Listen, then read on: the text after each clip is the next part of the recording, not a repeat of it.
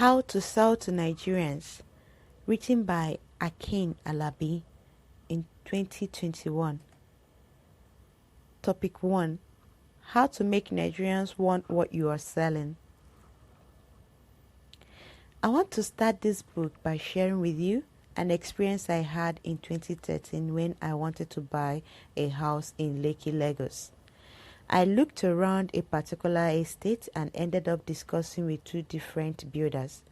They both tried to tell me why I should buy from them and not from any other person. The two houses were 5-bedroom houses with a boys' quarters at the back. However, one was priced at 150 million naira only, while the other was priced at 120 million naira only. They both tried to tell me why their own house was better than the other. They both claimed they used top quality building materials while the other used substandard products. Now, I'm not an expert when it comes to building materials, so I couldn't tell. All I was concerned with was how great it looked. Except a particular part of a building was physically dilapidating, I cannot tell which is which in terms of quality materials. After about a week of inspections and negotiations, I settled on the house that cost 120 million naira, the more expensive one. One day, before I made a final decision to buy the house, one of the sellers made me an offer. He noticed I was very concerned about the quality of the building materials and how long they would last. He made me an offer that if any defect comes up within a year, in any part of the house, he would replace it for me, and if it's a structural defect, he will return the entire money I paid for the property. He was ready to put it into a contract. I couldn't believe it. This man was so confident about his building and he was putting his money where his mouth was. Our lawyers came up with the contract and I bought the house, the more expensive house. Let me tell you another story. In the year 2004, I advertised a seminar on web designing. I priced it at 15,000 naira per attendee. I put out an advert in a major newspaper. I rented a hall at Lagos Airport Hotel, Ikeja, Lagos. I paid a resource person who could teach the attendees upfront. Guess how many people attended? 0. I was disappointed, naturally, but I did not give up. I went to learn more about what you will be learning all through this book. I learned about techniques of selling to Nigerians effectively. I reworked the offer. I offered free email consulting for 3 months for the attendees. I promised a CD-ROM containing 10 ebooks on web designing and also a web design software, which I downloaded online for free. I advertised in the same newspaper. I rented the same hall. The only difference this time is I increased the price to 25,000 naira. Guess how many people attended? You're right. We sold out and we had people at the door with their money begging us to let them in. What's the lesson so far? I will tell you. Permit me to tell you another story. Years back, I used to be a member of an association called Association of Information Marketers of Nigeria.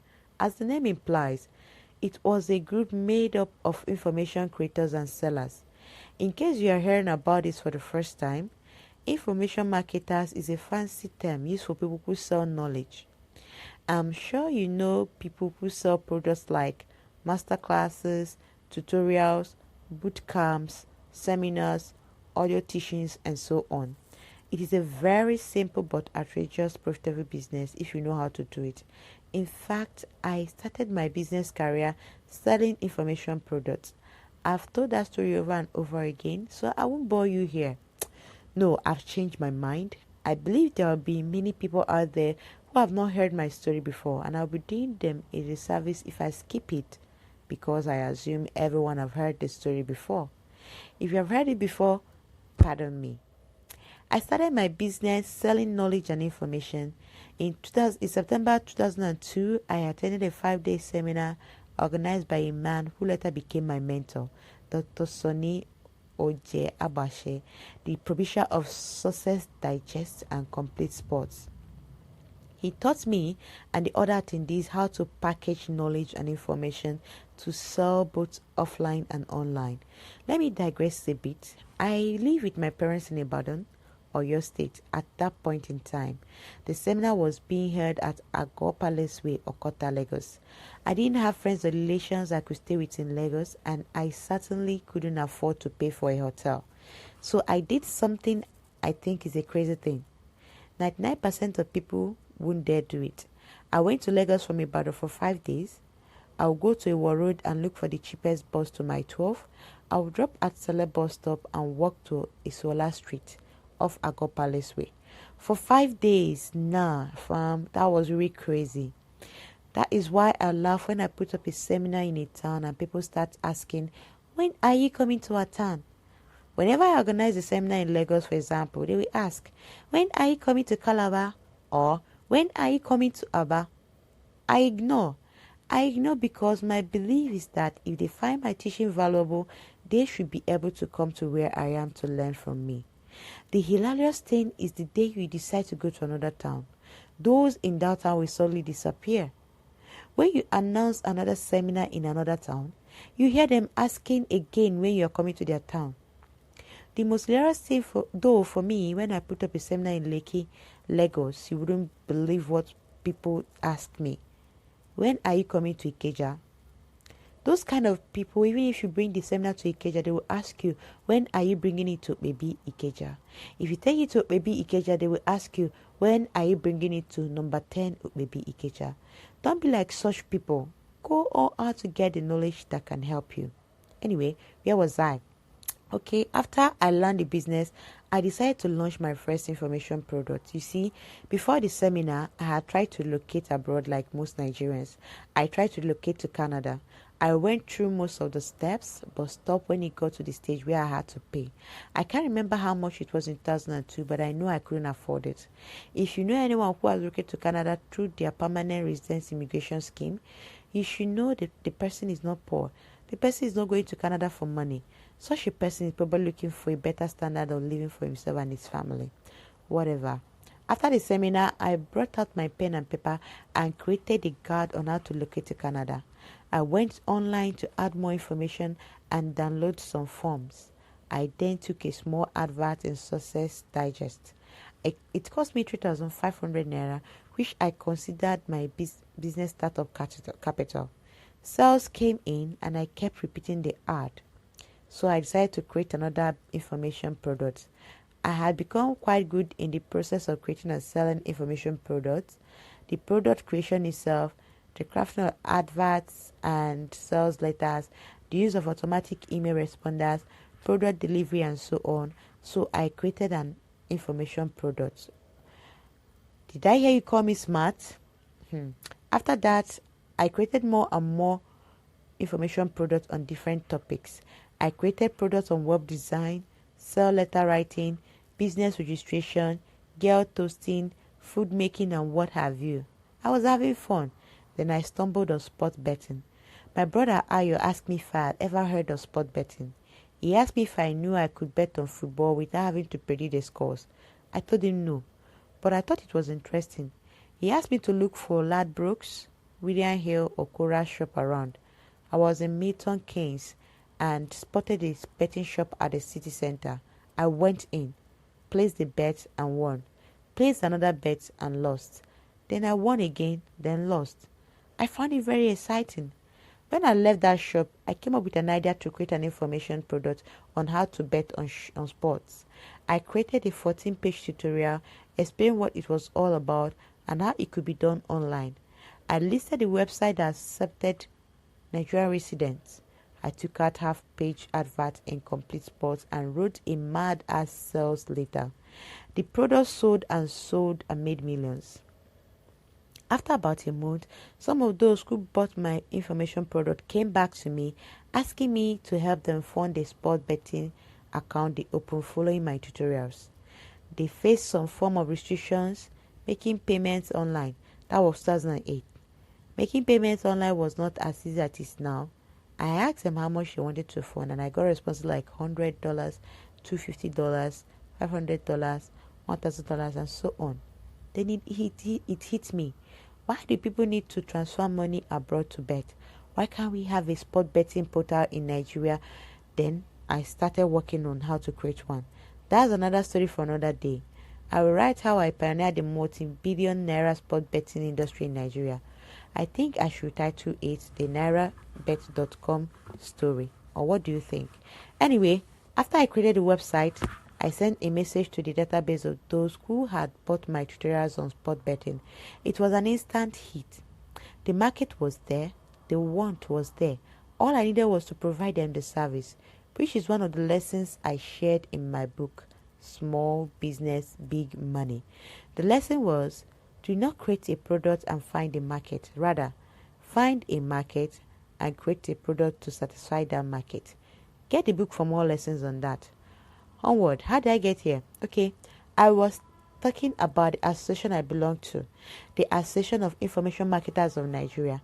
Like most voluntary association and NGOs, we needed money to run the secretariat and the operations. We suggested different ways we could raise money. The obvious suggestion was to tax ourselves. Our president, Dr. Ojabase, opposed this.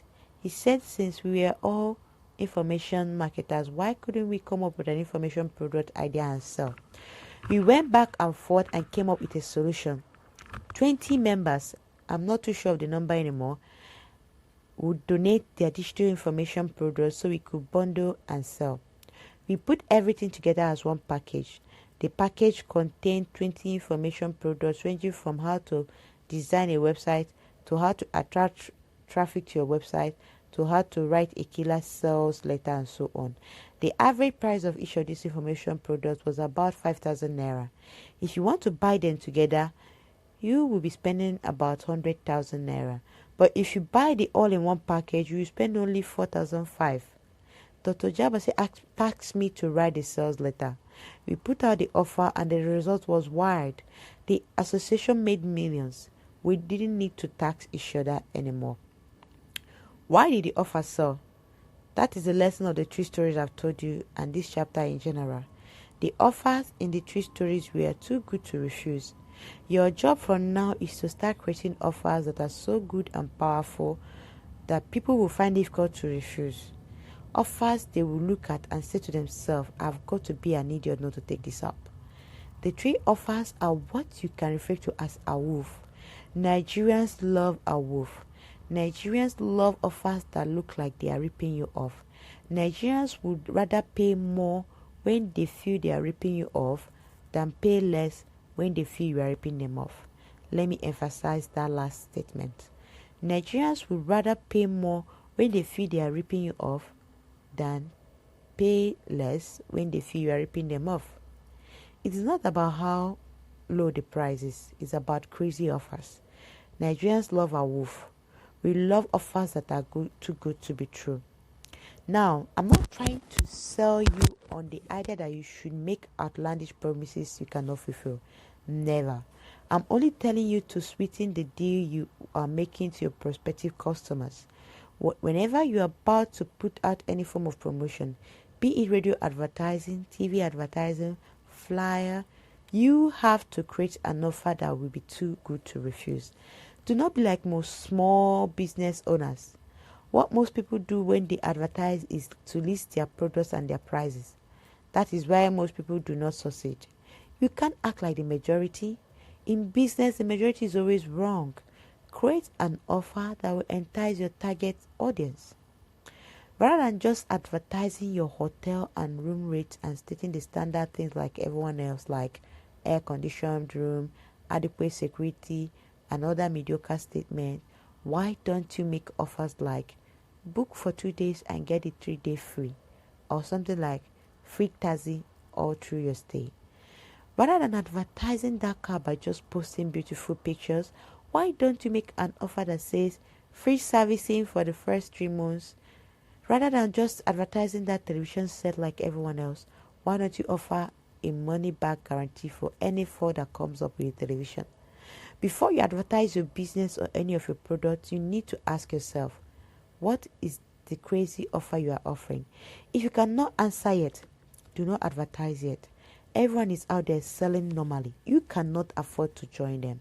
You have to come up with something different, a special offer. An example of making a powerful offer is what I did with promoting this book you are reading. This book comes with a money back guarantee. If you are not satisfied with what you learn in this book, ask me for the money you paid for it. It doesn't matter if it's 20 years after you bought it, I'll give you your money back. Do you know the best part? After returning your money, I will ask you to keep the book as compensation for wasting your time. How about that for a crazy offer? Thank you for listening. Expect our next part of this book. Remember to like and subscribe.